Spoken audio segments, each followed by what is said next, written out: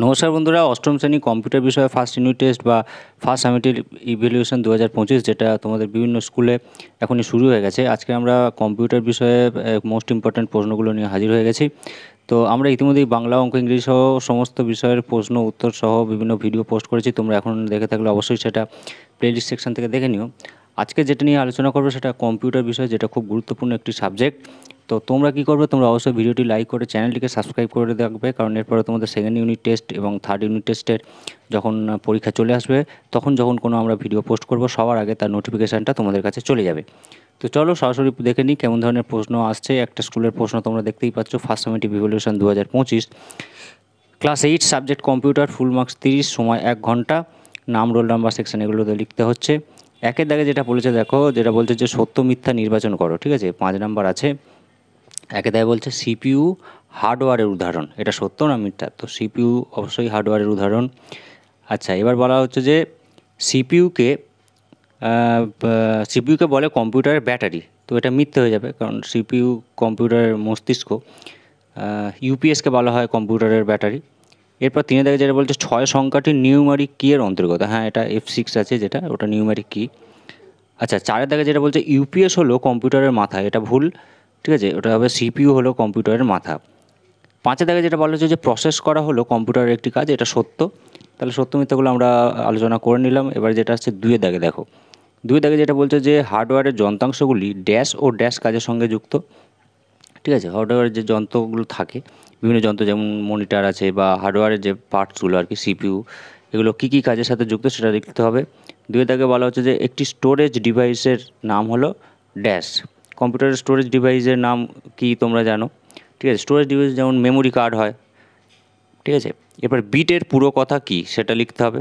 4 দাগে পড়েছে caps lock key ব্যবহার করা হয় ড্যাশ লেখার জন্য, ক্যাপিটাল অক্ষর লেখার জন্য ক্যাপস লক কী ব্যবহার করা হয়।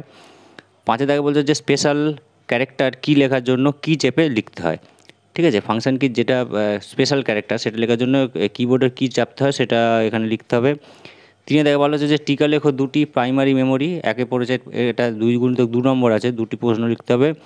একে দাগে যেটা বলছে যে প্রাইমারি মেমোরি, এই সম্বন্ধে তোমাদের লিখতে হবে। এবারে বলছে সেকেন্ডারি মেমোরি এবং কম্পিউটারের বহুমুখিতা কাজ। তো 3 দাগের এই প্রশ্নগুলো পড়েছে। এবার যেটা 4 দাগে পড়েছে যে কোনো 3টি প্রশ্নের উত্তর, সেটাও 2 নম্বর করে আছে 6 নম্বরের। যেটা বলছে দেখো 4 দাগের একটা, কম্পিউটার ব্যবহারের অসুবিধাগুলি লেখো। কম্পিউটার ব্যবহার করলে কী কী অসুবিধা হতে পারে? কম্পিউটার ব্যবহার করলে আমাদের লেবার অর্থাৎ পারিশ্রমিক কমে যায়, ঠিক আছে, খুব সহজেই আমরা যে কোনো কাজ করে ফেলতে পারি। 2 দাগে বলছে যে সিস্টেম সফটওয়্যার কাকে বলে, উদাহরণ দাও। ডস, উইন্ডোজ এগুলো হচ্ছে সিস্টেম সফটওয়্যার। আচ্ছা, এরপরে যেটা বলছে যে 3 দাগের অ্যাপ্লিকেশান সফটওয়্যার কাকে বলে, উদাহরণ দাও, ঠিক আছে। অ্যাপ্লিকেশান যে আমরা যে কম্পিউটারে যে অ্যাপ্লিকেশানগুলো করি আর কি, তার সেই সফটওয়্যারগুলো কী এবং কী জন্য ব্যবহার করে সেটা সম্বন্ধে লিখতে বলছে। র্যাম সম্বন্ধে অর্থাৎ র্যান্ডম অ্যাক্সেস মেমোরি বা র্যাম সম্পর্কে যা যেন লেখো। র্যামও কিন্তু একটা স্টোরেজ ডিভাইস, ঠিক আছে। এরপর 5 দাগে বলা হচ্ছে যে বাম দিকের সাথে ডান দিক মেলাও, বাম দিকে আছে জিবি, ঠিক আছে, জিজাবাইট। 2 নম্বরে আছে কার্সার, 3 আছে ফাংশন কি এবং 4 আছে 0 আর 1। ডান দিকে যেটা বলছে যে লম্বা বা আড়াআড়ি থাকে, 2 বলছে বিট বলে, 3 বলছে যে জিজাবাইট এবং F9।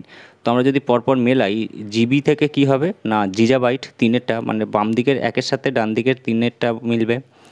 কার্সার বাম দিকে 2-এ আছে, তো ওটা হয়ে যাবে লম্বালম্বি বা আড়াআড়ি থাকে, ডান দিকে 1-এর দাগেরটা হয়ে যাবে। 3 দাগে বলছে ফাংশন কি অর্থাৎ F9, ঠিক আছে, F9 হচ্ছে ফাংশন কি এবং 0 এবং 1কে বলা হয় বিট, এটা 2-এর দাগের সাথে মিলে যাবে। এরপর 6 দাগে যেটা বলছে দুটি প্রশ্নের উত্তর দাও। দেখো 1-এর দাগে যেটা বলছে যেসব বৈশিষ্ট্যের জন্য আমরা কম্পিউটারকে ব্যবহার করি তার বর্ণনা দাও, অর্থাৎ কম্পিউটার সুবিধাগুলো লিখলেই হবে। এরপর 2 দাগে বলছে কম্পিউটারের মূল 3টি কাজের বর্ণনা দাও, ঠিক আছে, এবং 3 দাগে বলা হচ্ছে যে মেমোরি সম্পর্কে যা জানে লেখো। তো মোটামুটি এই ধরনের প্রশ্ন কিন্তু বিভিন্ন স্কুলে ঘুরিয়ে ফিরিয়ে আসছে, এগুলো তোমরা অবশ্যই দেখে যাও। এবং আবার বলছি চ্যানেলটিকে সাবস্ক্রাইব করে রেখো। সবাই খুব ভালোভাবে পরীক্ষা দাও। কারো কোনো প্রশ্নের উত্তর জানার থাকলে অবশ্যই কমেন্ট করে জানাও। ভিডিওটি শেষ করলাম, ধন্যবাদ।